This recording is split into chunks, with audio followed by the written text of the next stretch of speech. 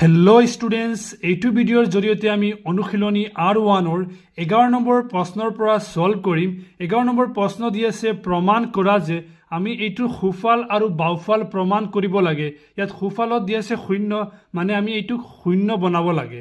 এই কুৱেশ্যনটো ছল্ভ কৰাৰ কাৰণে আমি এটা ফৰ্মুলা ইউজ কৰিম। এই ফৰ্মুলাটো হৈছে a plus b into a minus b।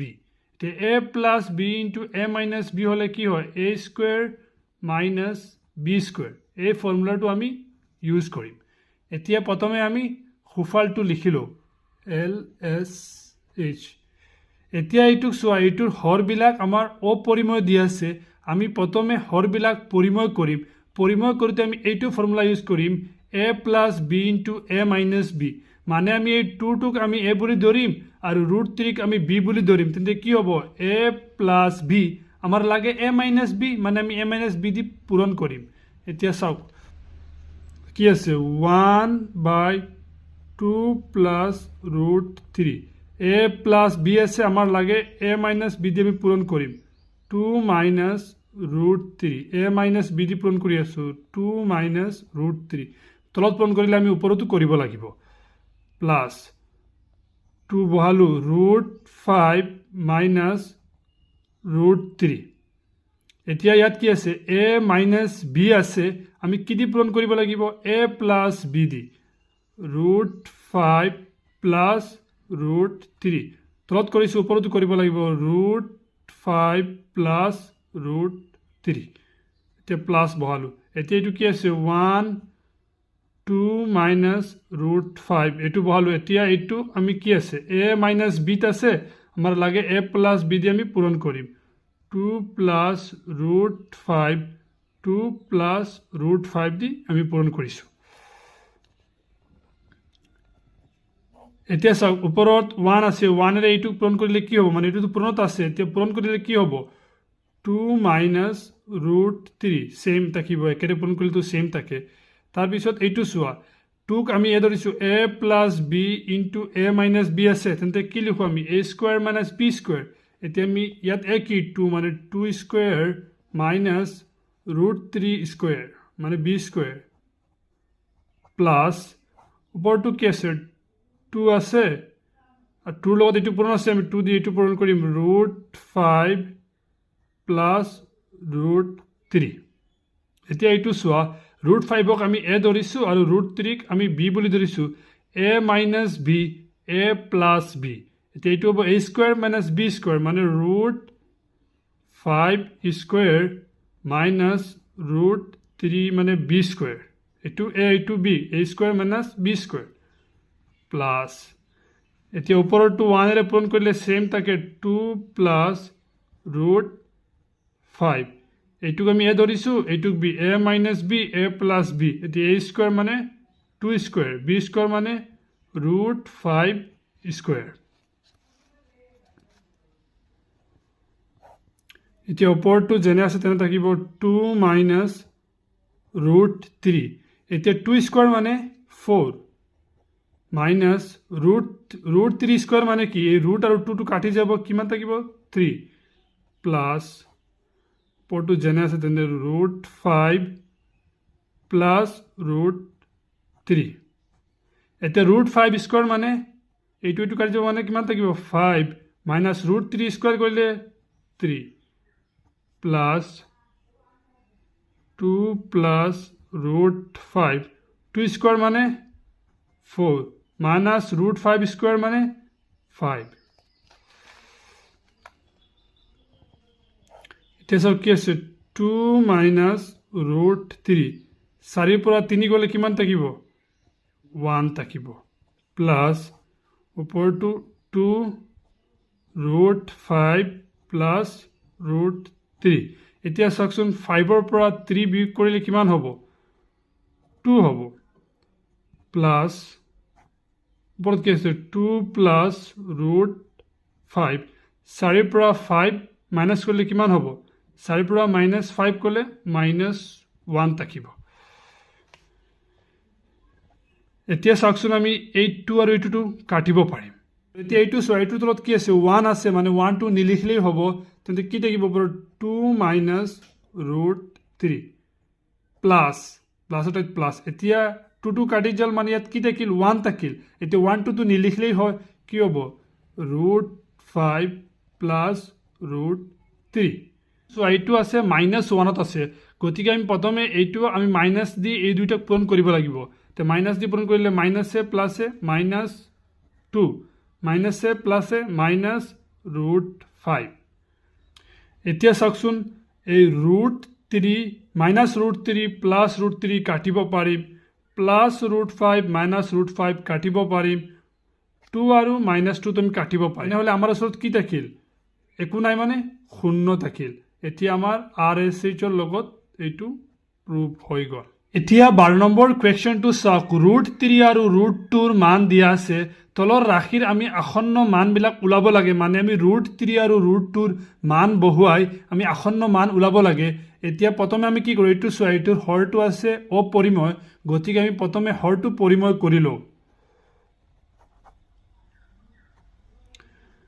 ইয়াত কি হ'ব 1/√3 মাইনাছ √2 এতিয়া আমি এইটো a মাইনাছ b ফৰ্মুলাৰ লগত লৈ গ'লে কি হ'ব a মাইনাছ b আছে আমাৰ লাগে a প্লাছ b √3 প্লাছ √2 এতিয়া ওপৰত পূৰণ কৰিম √3 প্লাছ √2 এতিয়া একৰে পূৰণ কৰিলে সেম থাকে √3 plus √2 a minus b a plus b হলে a square minus b square এতিয়া a স্কয়ার মানে √3 স্কয়ার মাইনাছ b স্কয়ার মানে √2 স্কয়ার এতিয়া ওপৰটোত থাকিব √3 প্লাছ √2 এতিয়া √3 স্কয়াৰ মানে কি মানে স্কয়াৰ আৰু বৰ্গটো কাটি যাব কি থাকিব 3 মাইনাছ √2 স্কয়াৰ কৰিলে কি থাকিব 2 এতিয়া ওপৰত আছে √3 প্লাছ √2 এতিয়া 3ৰ পৰা 2 গ'লে কিমান থাকিব 1 থাকিব এতিয়া এইটো আমি এইটো এনেকৈ লিখিব পাৰিম √3 প্লাছ √2 1 2 নিলিখিলেই হ'ব এতিয়া চাওকচোন আমাৰ √3 আৰু √2ৰ মান দিয়া আছে নহয় সেইকাৰণে আমি √3 আৰু √2ৰ মান বহাইলো √3ৰ মান দিয়া আছে 1.732 প্লাছ √2ৰ মান দিয়া আছে 1.414 এতিয়া আমি দুইটা প্লাছ কৰোঁ 2ৰ লগত 4 যোগ কৰিলে 6 3 1 পূৰণ কৰিলে 4 7 11ৰ 1 থাকিব 1 1 1 2 কিমান হ'ব 3 দশমিকৰ ঠাইত 33146 হ'ব এতিয়া 2 নম্বৰটো চোৱা এইটো একেধৰণে আমি প্ৰথমে এই হৰটো অপৰিমেয় আছে আমি পৰিমেয় কৰিলো 2/√3 প্লাছ √2 এতিয়া এইটোক আমি a প্লাছ b ধৰিছো আমাৰ লাগে a মাইনাছ b √3 মাইনাছ √2 ওপৰত পূৰণ কৰিম √3 মাইনাছ √2 এতিয়া চাওক এইটো দি পূৰণ কৰিলে ওপৰটো কি হ'ব 2 ইনটু √3 মাইনাছ √2 এই দুটা পূৰণত আছে আমি পূৰণ কৰিছো এতিয়া তলত চোৱা a plus b a minus b a square minus b square a মানে √3 স্কয়ার b মানে √2 স্কয়ার তে ওপৰটো থাকিব 2√3 মাইনাছ √2 এতিয়া √3 স্কয়ার মানে 3 মাইনাছ √2 স্কয়ার মানে 2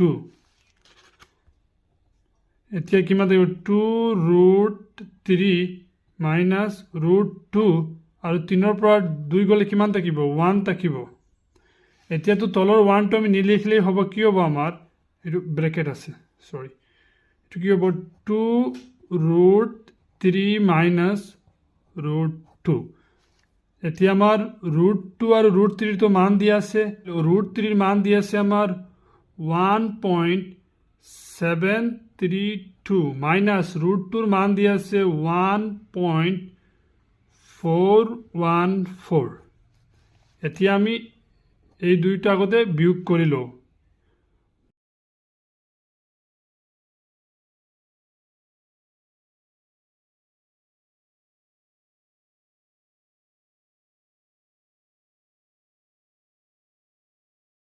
এতিয়া আমাৰ কি ওলাল 0.318 ওলাল এতিয়া আমাৰ এই 2টো পূৰণত আছে গতিকে আমি পূৰণ কৰিম 2 8 গুণ 16 16 কিমান 6 হাতত থাকিল 1 2 গুণ 2 হাতত ৰাখি কিমান হ'ব 3 2 3 গুণ কিমান হ'ব 6 দশমিকৰ সন্মুখত একো নাই মানে আমি 0 এটা দিম এইটো হ'ব তোমাৰ আনসাৰ এতিয়া 13 নম্বৰ কুৱেশ্যনটো চাওক হৰণ কাৰ্য নকৰাকৈ তলৰ পৰিময় সংখ্যাবোৰক দশমিকত প্ৰকাশ কৰা আমি এইবিলাক সংখ্যা আছে না এইবিলাকক আমি হৰণ নকৰাকৈ আমি দশমিকক নিব লাগে ইয়াত চোৱা 25 আছে এইটোতো আমি ইজিলি নিব পাৰিম ইয়াক আমি 4 দি পূৰণ কৰিলে এইটো কি হৈ যাব 100 হৈ যাব আৰু 100 হলে লৈ যাব পাৰিম মানে আমি যেটো হৰ আছে নহয় এইটোক আমি 10 নহলে 100 নহলে 1000 নহলে 10000 কিবা বনাব লাগিব তেতিয়া এইটো আমি নিব পাৰিম এতিয়া এইটোৰ ক্ষেত্ৰত আমি ইজিলি বনাব পাৰিম কিন্তু এইবিলাকৰ ক্ষেত্ৰত আমাৰ ইজিলি বনাব নোৱাৰিম সেইকাৰণে আমি নিয়ম জানিম নিয়ম মতে কেনেকৈ কৰে ইয়া প্ৰথম কুৱেশ্যনটো চাওক 7/25 এইটোৰ লগত আমি 4 পূৰণ কৰিলে তো এইটো 100 হৈ যায় বাট আমি নিয়মটো জানিম কিয়নো আমাৰ এই ডাঙৰ যিবিলাক সংখ্যা থাকিব এইবিলাকৰ ক্ষেত্ৰত আমাৰ সহজ হ'ব গতিকে আমি কি কৰিম প্ৰথমে আমি এই 25ৰ আমি উৎপাদক ল'ম মানে ইয়াক আমি পাঁচেৰে বাগ গ'লে কিমান হ'ব 5 কিমান গুণ 25 5 5 গুণ 25 এতিয়া আমি কি কৰিম আমাৰ তলত আমাৰ এই 5 × 5টো আমি লিখি লওঁ এতিয়া আমি মানে ইয়াত আমি 10 কৈ বনাম মানে এই 5ৰ লগত কি পূৰণ কৰিলে এই 5ৰ লগত কি পূৰণ কৰিলে 10 হ'ব 2 এই 5ৰ লগত কি পূৰণ কৰিলে 10 হ'ব 2 এতিয়া চোৱা আমি এক্সট্ৰা দুটা 2 পূৰণ কৰিছোঁ নহয় সেইকাৰণে আমি ওপৰতো এক্সট্ৰা 2 দুটা পূৰণ কৰিম এতিয়া ওপৰত কি হ'ব 7 2 গুণ 14 হ'ব 14ৰ লগত 2 পূৰণ কৰিলে কিমান হ'ব 28 হ'ব তে তলত চোৱা 5ৰ লগত এইটো পূৰণ কৰিলে কিমান হ'ব 5 2 গুণ 10 হ'ব ইনটু 5ৰ লগত এইটো পূৰণ কৰিলে কিমান হ'ব 10 হ'ব এতিয়া ওপৰত আছে 28 এতিয়া 10 পূৰণ কৰিলে মানে 1 × 1 শূন্য দুটা আছে বহি যাব এতিয়া চোৱাচোন যদি 1ৰ পিছত যিমানটা শূন্য থাকিব দশমিক সিমানটাৰ পিছত বহিব এতিয়া 1ৰ পিছত কেইটা শূন্য আছে দুটা আছে মানে দশমিক দুগৰ ইপিনে বহিব 28 দুটা শূন্য আছে মানে দুগৰ 1 2 গৰ বাদ পিছত দশমিক বহিব এতিয়া সন্মুখত একো নাথাকিলে আমি কি কৰোঁ দশমিকৰ সন্মুখত আমি শূন্য এটা দি দিওঁ এইটো হৈছে আমাৰ 1 নম্বৰ এনসাৰ এতিয়া 2 নম্বৰটো চোৱা 3/40 এতিয়া এইটো আমি কেনেকৈ কৰিম প্ৰথমে আমি এই 40ৰ উৎপাদকবিলাক ওলাই ল'ম 240 কিমান বাৰ যাব 2 দি পূৰণ কৰিলে 20 আকৌ 2ত কিমান 10 এতিয়া এটা বস্তু চোৱা আমাৰ 10 ওলাব লাগে তত এটা 10 আছে তেনে তাকি যাওক তেন্তে কি হ'ব ইয়াত 3/40 আমি কি লিখিম 2 × 2 × 10 মানে 40 2 2 গুণ 4 4 10 গুণ 40 মানে এইটো আমি 40টোক এনেকৈ লিখিছোঁ এতিয়া চাওকচোন আমি এই 2ৰ লগত কি পূৰণ কৰিলে 10 হ'ব যদি আমি 5 পূৰণ কৰোঁ তেন্তে 10 হ'ব এই 2ৰ লগত আমি কি পূৰণ কৰিলে 10 হ'ব 5 পূৰণ কৰিলে এতিয়া আমি এক্সট্ৰা কি দুটা 5 পূৰণ কৰিছোঁ সেইকাৰণে ওপৰত আমি এক্সট্ৰা দুটা 5 পূৰণ কৰিম 5 এতিয়া ওপৰত কি হ'ব 3 5 গুণ পূৰণ কৰিলে 15 5 গুণ 75 হ'ব 75 তলত এতিয়া এটাতো 10 আছে আৰু দুটা 10 লাগে 2ৰ লগত 5 পূৰণ কৰিম কিমান হ'ব 10 2ৰ লগত এইটো 5 পূৰণ কৰিম কিমান হ'ব 10 আৰু এটা 10 আছে এতিয়া 75ৰ টাই 75 বহিব এতিয়া 10 10 10 পূৰণ কৰিলে কিমান হ'ব 1 1 1 আৰু কেইটা এটা দুটা তিনিটা শূন্য আছে এটা দুটা তিনিটা এতিয়া একৰ পিছত কেইটা শূন্য আছে তিনিটা শূন্য আছে মানে 3 গড় ইপিনে দশমিক বহিব এতিয়া কি আছে ইয়াত 7 5 আছে এগড় দুগড় আছে এতিয়া আমি আৰু এটা গড় নাই মানে আমি শূন্য দিম দি 3 গড় বনাম এতিয়া এগড় দুগড় 3 গড়ৰ সন্মুখত দশমিক হ'ব আৰু দশমিকৰ সন্মুখত একো নাথাকিলে আমি কি দিওঁ শূন্য দিওঁ এইটো হ'ব 2 নম্বৰৰ এনসাৰ এতিয়া 3 নম্বৰটো চোৱা 3 নম্বৰটো বহুত সহজ 3/100 ইয়াত আমাৰ অলৰেডি 100 দিয়া আছে মানে একৰ পিছত কেইটা শূন্য আছে দুটা আছে আমি দুগৰ পিছত আমি দশমিকটো দিম এতিয়া আমি লিখো 3 ইয়াত 3 এটা গড় আছে আৰু নাই মানে আৰু এটা আমি শূন্য বনাম এতিয়া এটা দুটা দুগৰ পিছত দশমিকৰ সন্মুখত একো নাই মানে আমি শূন্য এটা দিম এইটো হৈছে 3 নম্বৰৰ এনসাৰ এতিয়া 4 নম্বৰটো চোৱা 23/5 স্কয়াৰ * 2 কিউব এতিয়া এইটো আমি কেনেকৈ কৰিম 23 আমি লিখিম এতিয়া 5 স্কয়াৰ মানে কি 5 * 5 এতিয়া 2 কিউব মানে কি 2 দুটা তিনিটা পূৰণ হৈ আছে এতিয়া চাওকচোন আমি এইটো জোৰা বনালে কি হ'ব 5 2 গুণ 10 এটা 10 পাই লম 5 2 গুণ 10 আৰু এটা 5 2 গুণ 10 হলে কিমান হ'ব আৰু এটা 10 হৈ যাব এতিয়া এটা 2 থাকিব এতিয়া আমি এই দুৰ লগত আৰু এটা 5 পূৰণ কৰি দিও তেন্তে তলত আৰু এটা 10 পাই যাম আমি এতিয়া কি কৰিম আমি এক্সট্ৰা কি পূৰণ কৰিছো 5 পূৰণ কৰিছো ওপৰত আমি 5 এটা দি পূৰণ কৰি দিম তে তলত কি আছে 5 2 গুণ 10 পাইছো 5 2 গুণ 10 পাইছো 5 2 গুণ 10 পাইছো এতিয়া ওপৰত কি 23 * 5 এতিয়া 5 দি পূৰণ কৰো 5 3 গুণ 15 থাকিলে 5 2 গুণ 10 হাতৰ ৰেখে 11 এতিয়া চাওক 10 10 * 10 * 10 পূৰণ কৰিলে কিমান হ'ব 1 তিনিটা শূন্য এটা দুটা তিনিটা 1 1 5 এতিয়া চাওক ইয়াত কেইটা শূন্য আছে তিনিটা শূন্য আছে একৰ পিছত মানে তিনি গড় ইপিনে দশমিক হ'ব তে 1 1 5 এগড় দুগড় তিনি গড় ইপিনে দশমিক হ'ব দশমিকৰ আগত একো নাই মানে শূন্য দি দিম এতিয়া 5 নম্বৰ কোৱেশ্চনটো চাওক 14/175 এতিয়া আমি কি কৰিম প্ৰথমে আমি 175 ৰ উৎপাদকবোৰ উলাই লম এটো কি দি ভাগ যাব 5 এৰে 5 3 গুণ 15 2 থাকিব 5 5 গুণ 25 এতিয়া এইটো আকৌ যাব এইটো কি যাব 5 দি 5 7 গুণ 35 আমি উৎপাদক বিলাক পাই লৈছো এতিয়া কি কৰিম আমি 14/5 * 5 * 7 উৎপাদক বিলাক লিখি লৈছো এতিয়া এটা বস্তু চোৱা এই 7 আৰু এই 14 টো কাটিব পাৰিম 7 এগুণ 7 7 2 গুণ 14 হ'ব এতিয়া ওপৰত কি থাকিল 2/5 * 5 এতিয়া আমি এই 5 লগত যদি 2 এটা পূৰণ কৰো তেন্তে এইটো কি হৈ যাব 10 হৈ যাব এই 5 লগত যদি আমি 2 আৰু এটা পূৰণ করি তেন্তে এইটো কি হৈ যাব 10 হৈ যাব এতিয়া আমি 2 দুটা এক্সট্ৰা পূৰণ কৰিছো নহয় গতিকে আমি ওপৰতো 2 দুটা পূৰণ কৰিম এতিয়া ওপৰত পূৰণ কৰিলে কিমান হ'ব 2 * 2 কিমান হ'ব 4 4 * 2 কিমান হ'ব 8 হ'ব তলত 10 5 2 গুণ 10 হ'ব পূৰণ 5 2 গুণ 10 হ'ব এতিয়া তলত আমি কিমান পাইছো 100 পাইছো দুটা 10 * 10 মানে 100 ওপৰত 8 এতিয়া 1 ৰ পিছত দুটা শূন্য আছে মানে দুগড় ইপিনে দশমিক বহিব এতিয়া আমি 8 পাইছো আৰু এটা গড় নাই আমি শূন্য দি আৰু এটা গড় বনাম এতিয়া এটা দুটা হ'ব দুটাৰ পিছত দশমিক সন্মুখত শূন্য এইটো এতিয়া 14 নম্বৰ কোৱেশ্চনটো চাওক তলৰ শতকৰাবোৰক ভগ্নাংশত প্ৰকাশ কৰা মানে এইবিলাকক আমি ভগ্নাংশত নিব লাগে এইবিলাক পাৰ্চেন্টেজত আছে আৰু পাৰ্চেন্টেজৰ পৰা ভগ্নাংশত নিবলৈ হলে আমি সদায় 100 এৰে হৰণ কৰিম এতিয়া প্ৰথম কোৱেশ্চনটো চাওক 53% আমি জানো যে পাৰ্চেন্টেজৰ পৰা ভগ্নাংশলৈ নিবলৈ হলে 100 এৰে হৰণ কৰে গতিকে আমি এই 53 ক 100 এৰে হৰণ কৰিম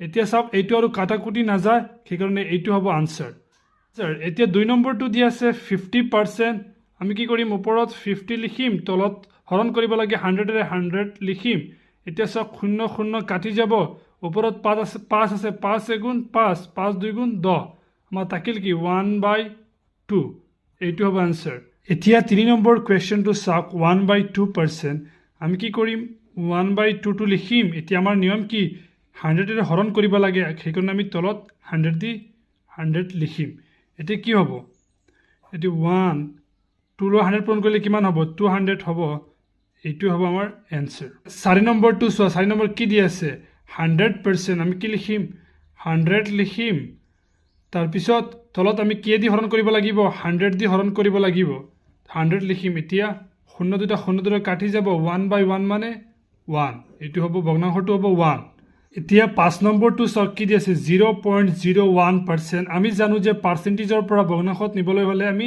100 এ হৰণ কৰিব লাগে গতিকে আমি তলত 100 লিখিম ওপৰত কি আছে 0.011 এতিয়া চাওকচোন ইয়াত আমি দশমিকটো উঠাই লওঁ দশমিকটো উঠোৱাৰ নিয়ম কি আছিল দশমিকৰ হিপিনে যেইটা গড় থাকিব সেইটা শূন্য তলত বাঢ়ি যাব এতিয়া কি আছে তলত 110 দুটা গড় আছে মানে আৰু দুটা শূন্য বহাই দিম ওপৰত এতিয়া কি থাকিব 1 দশমিক উঠি গলে 0 0 এতিয়া সন্মুখৰ শূন্যৰটো কোনো মূল্য নাই গতিকে 1/10,000 এইটো হ'ব আনসাৰ এতিয়া 15 নম্বৰটো চাওক তলৰ ভগ্নাংশবোৰ শতকৰা ৰূপত লিখা আগৰটো কি আছিল শতকৰা ৰূপত আছিল আমি ভগ্নাংশলৈ নিছো মানে আমি 100 এৰে হৰণ কৰিছো আৰু এইটো ভগ্নাংশত আছে আমি শতকৰাত নিমু সেই কাৰণে আমি 100 এৰে পূৰণ কৰিম এই গুটেই কিটাৰ লগত আমি 100 পূৰণ কৰিম আগৰটোত আমি 100 হৰণ কৰিছো এতিয়া প্ৰথম কোৱেশ্চনটো চাওক 1/2 আছে গতিকে আমি এইটো কি কৰিম 1/2 100 এৰে পূৰণ কৰিম আমি 100 পাৰ্চেন্টেজত নিম গতিকে পাৰ্চেন্টেজ চিনটো আমি দিম এতিয়া এইটো কি হ'ব এইটো কাটিব পাৰিম 2 1 গুণ 2 2 কিমান গুণ 2 50 গুণ 100 হ'ব এতিয়া কি থাকিল 1 আৰু 50 থাকিল গতিকে এইটো হ'ব 50% এইটো চোৱা 2 নম্বৰটো আছে 1/4 এতিয়া এইটোক আমি কি কৰিম এইটোক আমি 100% এৰে পূৰণ কৰিম এতিয়া চাওক এইটোটো কাটিব পাৰিম 4 গুণ 4 4 25 গুণ 100 হ'ব এতিয়া ওপৰত কি থাকিল 1 আৰু 25 পূৰণ কৰিলে কিমান হ'ব 25 এইটো হ'ব 25% এতিয়া 3 নম্বৰটো চাওক 3 নম্বৰ দি আছে 3/20 এইটো আমি কি কৰিম এইটোক আমি 100 এৰ পূৰণ কৰিম 20 * 100 এতিয়া এইটো কাটি যাব 2 2 1 গুণ 2 2 5 গুণ 10 কিমান থাকিল ওপৰত 5 আৰু 3 আৰু 5 থাকিল এতিয়া 3 আৰু 5 পূৰণ কৰিলে কিমান হ'ব 15 এতিয়া এইটো হ'ব 15% এতিয়া এইটো চোৱা 42/125 42/125 এইটোক আমি শতকৰাত নিম মানে 42125 নিবলৈ হ'লে আমি 100% এৰে পূৰণ কৰিব লাগিব এতিয়া চোৱাচোন আমি এইটো কাটিব পাৰিম 5 25 গুণ 125 5 4 গুণ 100 এতিয়া ওপৰত তলত থাকিল 5 ওপৰত থাকিল 42 * 4 পূৰণ কৰিলে কিমান হ'ব 4 2 গুণ 8 হ'ব 4 4 গুণ 16 হ'ব এইটোই হ'ব आंसर এতিয়া 5 নম্বৰটো চাওক 0.25 এইটোক আমি শতকৰাত নিবলৈ হ'লে আমি পূৰণ কৰিব লাগিব 100 এৰে তো পূৰণ কৰো 0.25 * 100 এতিয়া পইণ্টটো বাদ দি এইটো পূৰণ কৰা একৰ লগত 25 পূৰণ কৰিলে কিমান হ'ব 25 হ'ব আৰু দুটা শূন্য বহিব এতিয়া দশমিকৰ হিটো সাইডত কেইটা ঘৰ আছে দুঘৰ আছে মানে দুঘৰ পিনে দশমিকটো বহিব এইটো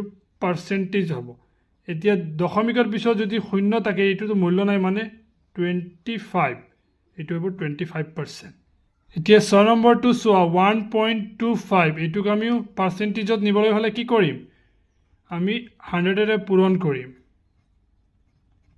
100 পূৰণ কৰিলে এইটো কি হ'ব 125 0 0 আহিব দুঘৰ পিছত দশমিক গতি দুঘৰ পিছত দশমিক দিম দিলে কি হ'ব 125% এইটো পাৰ্সেন্টেজ হ'ব এতিয়া চাওক 16 নম্বৰ কোৱেশ্চনটো কি দি আছে কোনো এটা বস্তু 10% লাভত বিক্ৰী কৰা হল তাৰ কিনা দাম আৰু বেচা দামৰ অনুপাত কি মানে কোনো এটা বস্তু 10% লাভ ধৰি বিক্ৰী কৰা হৈছে তেন্তে তাৰ কিমান টকাত কিনিছে আৰু কিমান টকাত বিক্ৰী কৰিছে এইটোৰ অনুপাত উলাব লাগে এইবিলাক কোৱেশ্চন বহুত সহজ চাওক আমি কেনেকৈ কৰো চাওক আমাৰ কোৱেশ্চনত কিনা দাম বেচা দাম একো দিয়া নাই গতিকে আমি ধৰু বস্তুটোৰ কিনা দাম হৈছে 100 টকা আমি বস্তুটোৰ কিনা দাম 100 টকা বুলি ধৰি লৈছো আৰু আমাৰ কোৱেশ্চনত এটা কথা কৈছে আমি 10%ত যেটো কিনা দাম আছে তাৰ 10% লাভ ধৰি আমি বেচা দামত মানে বিক্ৰী কৰিম গতিকে এতিয়া 10% লাভত বিক্ৰী কৰিলে যদি আমি কিনা দামৰ পৰা আৰু 10% বেছি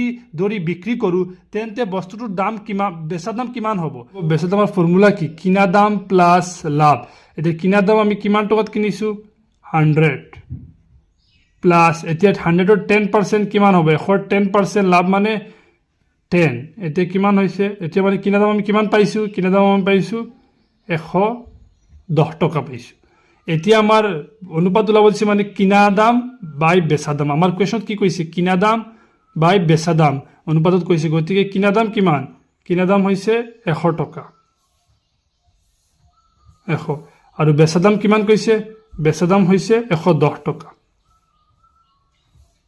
এতিয়া চাওক এতিয়া আমি তো শূন্য শূন্য কাটিব পাৰিম আৰু এতিয়া এইটো কাটিব নোৱাৰিম গতিকে এতিয়া অনুপাতটো কি হ'ব অনুপাত হ'ব 10:11 এইটো হ'ব অনুপাত এতিয়া 17 নম্বৰ কোৱেশ্চনটো চাওক কি দি আছে 30টা কণীৰ কিনা দাম 20টা কণীৰ বেচা দামৰ সমান লাভৰ শতকৰা হাৰ কি উলাব লাগে মানে আমি 30টা কণী যিমান টকাত কিনিছোঁ 20টা কণী সিমান টকাত আমি বিক্ৰী কৰি দিছোঁ।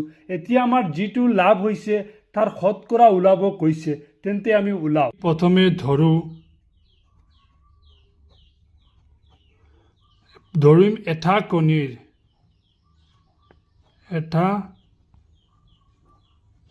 কণীৰ কিনা দাম।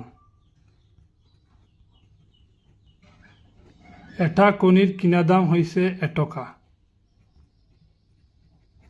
এটা কণীৰ কিনা দাম ধৰিছোঁ আমি এটকা। এতেকে 30টা কণীৰ কিনা দাম হ'ব 30 টকা। মানে এটা কণীৰ দাম যদি এটকা ধৰিছোঁ তেন্তে 30টা কণীৰ কিনা দাম হ'ব 30 টকা। এতিয়া চাওক 30টা কণীৰ কিনা দাম সমান 20টা কণীৰ বেচা দাম। এতিয়া আমাৰ কুৱেশ্যনটো দিয়া আছে 30টা কণীৰ কিনা দাম 20টা কণীৰ বেচা দামৰ সমান। এইটো আমি লিখিছোঁ যিহেতু 30টা কণীৰ কিনা দাম সমান 20টা কণীৰ বেচা দাম। এতিয়া আমি লিখিব পাৰিমতো 20টা কণীৰ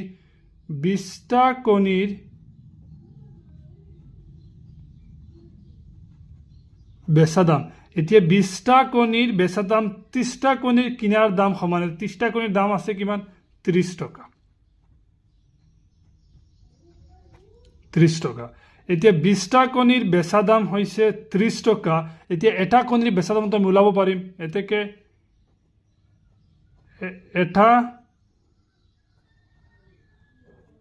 এটা কণীৰ বেচা দাম। এতিয়া এটা কণীৰ বেচা দাম কিমান হ'ব? 30/20 টকা। 30/20 টকা। এতিয়া চাওক এই 0 আমি কাটিব পাৰিম। এইটো কাটিলে কিমান হ'ব? এইটো কাটিলে 1.5 হ'ব। টকাৰ কাৰণে আমি 2 ঘৰ দিম, 0 এটা দিম, 1.5 টকা হ'ব। এতিয়া আমি এটা কণীৰ বেচা দাম আৰু এটা কণীৰ কিনা দাম পাই লৈছোঁ। তেনেহ'লে ইয়াৰ পৰা আমি লাভটো ওলাব পাৰিম। আমি লাভ ওলালে পিছত আমি লাভৰ শতাংশ ওলাই লওঁ। এতেকে লাভ কিমান হ'ব? লাভ হ'ব বেচা দাম মাইনাছ কিনা দাম। বেচা দাম কিমান? 1.50 মাইনাছ কিমান টকাত কিনি আনিছোঁ? 1 টকাত। 1 টকা। তেনেহ'লে এতিয়া কি হ'ব? 1.50 পৰা 1 টকা বিয়োগ কৰিলে কিমান হ'ব? 50 টকা হ'ব। এতিয়া আমি লাভ পালোঁ। এতিয়া আমাৰ লাভৰ শতাংশ ওলাব লাগে। ইয়াত এটা কণীৰ লাভ দিব লাগিব। এটা কণীৰ লাভ হৈছে 0.50 টকা। এতিয়া আমি লাভৰ শতকৰা ওলাব লাগিব। লাভৰ শতকৰাৰ ফৰ্মুলা হৈছে লাভ বাই কিনা দাম ইনটু 100%। এতিয়া আমাৰ লাভ হৈছে 0.50 টকা আৰু কিনা দাম হৈছে এটকা আৰু আমি তাক 100ৰে পূৰণ কৰিম। এতিয়া এইটো 100ৰে পূৰণ কৰিলে তাৰ মান ওলাব 50%। এতিয়া চাওক 18 নম্বৰ কুৱেশ্যনটো কি দিয়া আছে। এটা বস্তুৰ কিনা দাম হৈছে 2100 টকা। 10% লাভত বিক্ৰী হ'লে বস্তুটোৰ বেচা দাম কি? মানে এটা বস্তু কিনিছে 2100 টকাত, তাৰপাছত 10% লাভ ধৰি বস্তুটো বিক্ৰী কৰিছে, তেনেহ'লে বস্তুটোৰ বেচা দাম কি এইটো ওলাব লাগে। গতিকে আমি প্ৰথমে দিয়া আছে কি এইবিলাক আগতে লিখি লওঁ। দিয়া আছে বস্তুটোৰ কিনা দাম হৈছে 2100 টকা, লাভৰ শতাংশ হৈছে 10%, এইটো দিয়া আছে। আমাৰ বেচা দাম কি ওলাব লাগে? আমি বেচা দামৰ ফৰ্মুলা জানো। বেচা দামৰ ফৰ্মুলা হৈছে 100 প্লাছ লাভৰ শতাংশ বাই 100 ইনটু কিনা দাম। এইটো আমি ক্লাছ 8ত এই ফৰ্মুলাটো পাই আহিছোঁ। এতিয়া আমি 100 লিখিম। এতিয়া তাৰপিছত লাভৰ শতাংশ কিমান? আমাৰ 10% লিখিম। তলততো ফৰ্মুলাৰ 100 লিখিছোঁ। এতিয়া আমি কিনা দাম কিমান লিখোঁ? এইটো ব্ৰেকেটৰ ভিতৰত কিনা দাম কিমান? আমাৰ কিনা দাম হৈছে 2100 টকা লিখিছোঁ। এতিয়া চাওক আমি এই 0 দুটা আমি কাটিব পাৰিম। তেনেহ'লে আমাৰ ইয়াত কি থাকিব? 100 লগত 10 যোগ কৰিলে 110 ইনটু 21 এতিয়া দুইটা পূৰণ কৰিলে আমাৰ ওলাব 2310 এইটো হৈছে 18 নম্বৰ এনসাৰ এতিয়া 19 নম্বৰ কুৱেশ্যনটো চোৱা টকাত 4টাকৈ নেমু কিনি 20% লাভত বিক্ৰী কৰিলে এটা নেমুৰ বিক্ৰীৰ মূল্য কিমান হ'ব মানে টকাত মানে এটকাত 4টা নেমু কিনিছে তাৰপিছত 20% লাভত ইটো বিক্ৰী কৰিছে এতিয়া নেমুটোৰ বিক্ৰীৰ মূল্য কিমান এইটো ওলাব লাগে এতিয়া আমি ইয়াত 4টা নেমুৰ কিনা দাম দিয়া আছে নহয় তাৰ পৰা আমি এটা নেমুৰ কিনা দাম ওলাব পাৰিম গতিকে প্ৰথমে আমি দিয়া আছে যিবিলাক এইবিলাক লিখি লওঁ দিয়া আছে কি দিয়া আছে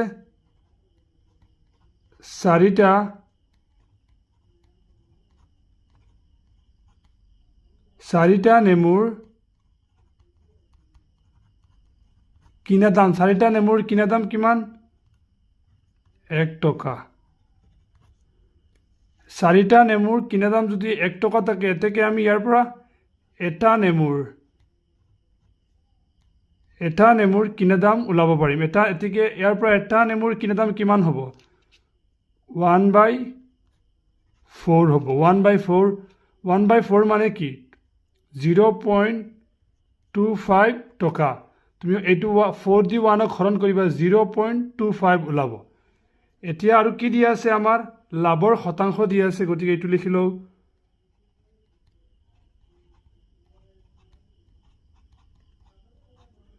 লাভৰ শতাংশ কিমান দি আছে লাভৰ শতাংশ 20% গতিকে আমি লাভৰ শতাংশ লিখিম 20% এতিয়া চাওক আমাৰ এটা বস্তুৰ কিনা দামো পাই গলো আমি লাভৰ শতাংশ পাই গলো তেনেহলে আমি বেচা দামৰ ফৰ্মুলা ইউজ কৰি আমি বেচা দাম ওলাব পাৰিম এতেকে বেচা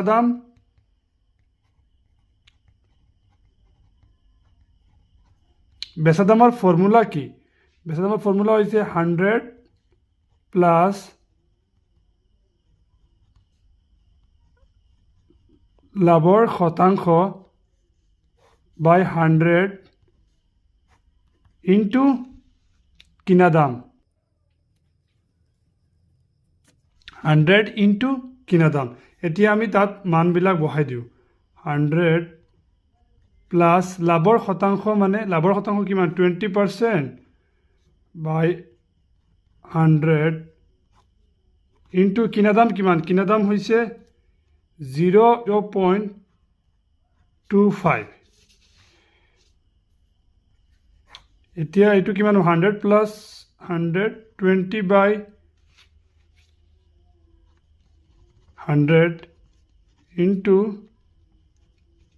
0.25 এতিয়া চোৱা এইটো আৰু এইটো আমি কাটিব পাৰিম আকৌ এইটো কাটিব পাৰিম কেইটা পাঁচ 2 6 গুণ 12 2 5 গুণ 10 এতিয়া 5 এইটো কাটিব পাৰিম 5 25 গুণ 0.05 এতিয়া মোৰ ওপৰত থাকিল কি 6 ইনটু 0.05 এতিয়া এইটো পূৰণ কৰিলে কিমান হ'ব 6 5 গুণ 30 30.0 এইটো পূৰণ কৰিলে ইমান হ'ব 0.30 টকা এতিয়া এইটোই হৈছে 19 নম্বৰ এনসাৰ এতিয়া 20 নম্বৰ কুৱেশ্যনটো চোৱা এটা বস্তু 500 টকাত বিক্ৰী কৰিলে 5% লোকচান হয় এইটো কিমান দামত বেচিলে 5% লাভ হলেহেঁতেন মানে ধৰা এজন দোকানীয়ে এটা টি-শাৰ্ট বিক্ৰী কৰিছে 500 টকাত 500 টকাত টি-শাৰ্ট বিক্ৰী কৰাৰ কাৰণে তাৰ 5% লোকচান হৈ গৈছে এতিয়া সেই টি-শাৰ্টটো তেওঁ কিমান টকাত বিক্ৰী কৰিব যাতে তাৰ 5% লাভ হ'ব এতিয়া এটা বস্তুৰ 500 টকাত বিক্ৰী কৰিছে 5% লোকচান হৈছে মানে ইয়াত আমাৰ বেচা দাম দিয়া আছে আৰু লোকচানৰ শতাংশ দিয়া আছে গতিকে তাৰ পৰা আমি ইজিলি কিনা দাম ওলাব পাৰিম আৰু সেই কিনা দামৰ লগতে আমি 5% লাভ ধৰিলে আমাৰ বেচা দাম ওলাই যাব গতিকে আমি প্ৰথমে দিয়া আছে যিবিলাক লিখি লওঁ দিয়া আছে বস্তুটোৰ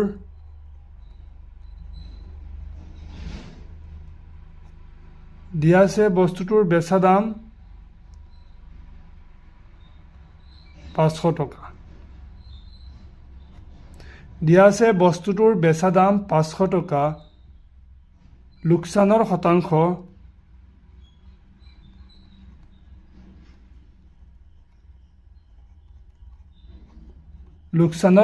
দিয়া আছে 5%। এতিয়া লোকচানৰ ক্ষেত্ৰত আমাৰ কিনা দামৰ ফৰ্মুলা কি? এতেকে কিনা দাম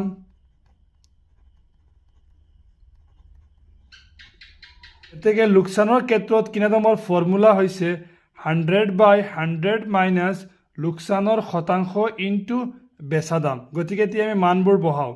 ওপৰত কি আছে 100, তলত আছে 100 মাইনাছ লোকচানৰ শতাংশ হৈছে 5%, 5 ইনটু বেচা দাম কিমান? বেচা দাম হৈছে 500 টকা। ওপৰত আছে 100 পৰা 5 গ'লে 95 ইনটু 500। এতিয়া চাওকচোন এইটো আমি ভাগ কৰিব পাৰিম। 5 19 গুণ 95, 5 100 গুণ 500। এতিয়া আমাৰ ওপৰত কি থাকিল? 100 আৰু 100। এতিয়া পূৰণ কৰিলে 1 1 দুটা 4টা 0, তলত আছে 19 টকা। এইটো আমি ইয়াত হৰণ নকৰোঁ, আমাৰ আগতে ক্যালকুলেশ্যনত ইজি হ'ব, গতিকে আমি ইয়াত ৰাখিম এইটো। এতিয়া কুৱেশ্যনত চোৱা আমাক কি কৈছে? কিনা দামৰ ওপৰত আমি 5% লাভ ধৰি আমি বেচা দাম ওলাব লাগে। গতিকে আমি এতিয়া লাভৰ শতাংশ কিমান? এতিয়া আমি লাভৰ শতাংশ 5% ধৰি আমি বেচা দাম ওলাব আমাৰ দিছে। কিনা দামটো আমাৰ ওলাই গৈছে, গতিকে আমি ইজিলি এতিয়া বেচা দাম ওলাব পাৰিম। এতিয়া বেচা দামৰ ফৰ্মুলা কি আছিল? ফৰ্মুলা আমি জানো, গতিকে ফৰ্মুলা কি আছিল? 100 প্লাছ লাভৰ শতাংশ আছিল 5%/100 ইনটু কিনা দাম কিমান? কিনা দামটো ইয়াত পাইছোঁ আমি /19। এতিয়া চোৱা ইয়াত 2টা 0, ইয়াত 2টা 0 আমি কাটিব পাৰিম। এতিয়া কাটিলে কি থাকিল? এতিয়া ওপৰত 100 প্লাছ 105 ইনটু তলত থাকিল 19, ওপৰত থাকিল 100। ইয়াততো একো নাই। এতিয়া কি হ'ব? এতিয়া এই দুইটা পূৰণ কৰিলে কিমান হ'ব? 19। এই দুইটা পূৰণ কৰিলে কিমান হ'ব? 1050, দুটা 0 বাঢ়িব। এতিয়া এইটো দি এইটো হৰণ কৰিলে কিমান ওলাব? এতিয়া চোৱা এইটোক আমি হৰণ কৰিলে কিমান ওলাব? এতিয়া এইটোক হৰণ কৰিলে ওলাব আমাৰ 552.63 টকা। এই টকাত আমি বিক্ৰী কৰিলে আমাৰ 5% কিনা দামৰ পৰা আমাৰ 5% লাভ হ'ব। এইটো নিজে হৰণ কৰি দেখিবা, এইটো ওলাব। এতিয়া 21 নম্বৰ কুৱেশ্যনটো চোৱা। গ্ৰাহকক আকৰ্ষণ কৰিবলৈ এজন ব্যৱসায়ীয়ে এটা চাৰ্টৰ দামত ক্ৰমে 10%, 10% আৰু 5% ৰেহাই দিয়ে। তিনিওটাৰ সমতুল ৰেহাই কি হ'ব? মানে এজন ব্যৱসায়ীয়ে এটা চাৰ্টত তেওঁ 10%, 10% আৰু 5% ৰেহাই দিছে। এতিয়া আমাক সুধিছে যে তিনিটা ৰেহাই মিলি তেওঁ কিমান ৰেহাই দিছে। কিন্তু এতিয়া তোমাৰ মনত প্ৰশ্ন আহিব পাৰে, এইটোতো একেবাৰে সহজ। 10%, 10% আৰু 5% যোগ কৰিলে কিমান হৈ যাব? 25% ৰেহাই দিছে। কিন্তু এইটো এনেকুৱা নহয়। মই তোমাক এটা এক্সাম্পল দিওঁ, তুমি এক্সাম্পলটোৰ সহায়ত ভালদৰে বুজি পাবা। ধৰা তুমি এখন দোকানত গৈছা এটা টি চাৰ্ট কিনিবলৈ, তো দোকানদাৰে কৈছে টি চাৰ্টটোৰ দাম হৈছে 100 টকা, মই তোমাক 10% ডিছকাউণ্টত দি দিম। এতিয়া 100 টকা যদি আমাক 10% ডিছকাউণ্টত দিয়ে, তো টি চাৰ্টটো আমাক মানে কিমান? 90 টকাত দি দিব। কিন্তু আমি কৈছোঁ নাই, এই 90 টকা তুমি আৰু 10% ডিছকাউণ্ট দিয়া। এতিয়া 90 টকাততো আৰু 10% ডিছকাউণ্ট দিলে এইটোৰ দাম হ'ব ধৰি লওক 81।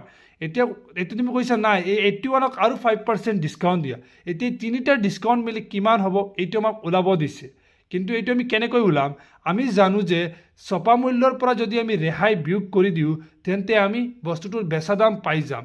গতিকে আমি প্ৰথমে ছপা মূল্য ধৰিলোঁ। ধৰা হ'ল চাৰ্টৰ ছপা মূল্য 100 টকা, মানে আমি চাৰ্টটোৰ ছপা মূল্য 100 টকা বুলি ধৰিছোঁ।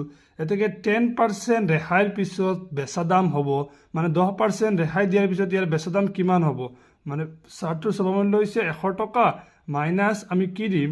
ইয়াৰ 10% ৰেহাই দিম, 10/100 ইনটু 100 এতিয়া 10% ৰেহাই দিয়াৰ পিছত কিমান ওলাব এইটো ইয়াত 0 দুটা ইয়াত 0 দুটা কাটি যাব ইয়াত ওপৰত কি 100 মাইনাছ 10 এতিয়া 100 পৰা 10 গ'লে 90 টকা এতিয়া 10% ৰেহাই দিয়াৰ পিছত আমাৰ বেচা দাম ওলাইছে 90 টকা এতিয়া আমি এই 90 টকাৰ ওপৰত আকৌ আৰু 10% ৰেহাই দিম আমি আকৌ 10% ৰেহাই দিয়াৰ পিছত বেচা দাম হ'ব এতিয়া বেচা দাম কিমান আছিল 90 আছিল ইয়াৰ ওপৰত আমি কি কৰিম 10% ৰেহাই দিম 10/100 ইনটু ইয়াত কি বহিব ইয়াত 90 হ'ব কিয়নো আমাৰ বেচা দাম এতিয়া 90 এতিয়া এইটো 0 কাটি যাব এইটো 0 কাটি যাব এতিয়া 9 গুণ 9 ওপৰত কি আছে 90 মাইনাছ 9 এতিয়া 90 পৰা 9 গ'লে কিমান হ'ব 81 টকা এতিয়া আমি কি কৰিম এতিয়া আমি এই 81ৰ ওপৰত আকৌ আমি 5% ৰেহাই দিম এতিয়া আকৌ 5%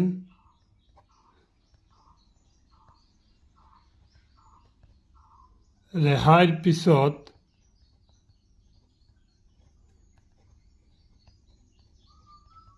বেচা দাম হ'ব এতিয়া আকৌ 5% ৰেহাইৰ পিছত বেচা দাম হ'ব এতিয়া আমাৰ ইয়াত ছপা মূল্য কি ধৰিম আমি 81 মাইনাছ আমাৰ কিমান পাৰ্চেণ্ট আমাৰ ইয়াত কুৱেশ্যন দিয়া আছে কিমান পাৰ্চেণ্ট 5% 5/100 ইনটু 81 এতিয়া আমি 81টো লিখিলোঁ এতিয়া এইটো পূৰণ কৰিলে কিমান হ'ব 5 গুণ 5 5 গুণ 40 405 তলত আছে 100 এতিয়া চোৱা 81 মাইনাছ কি আছে 1ৰ লগত দুটা শূন্য আছে গতিকে দশমিক 2ৰ পিছত হ'ব মানে 4.05 এতিয়া আমি ইয়াৰ পৰা ইয়াৰ বিয়োগ কৰিলে কিমান ওলাব ইয়াৰ পৰা ইয়াৰ বিয়োগ কৰি চাবা ওলাব আমাৰ 7695 এইটো ওলাব এইটো টকা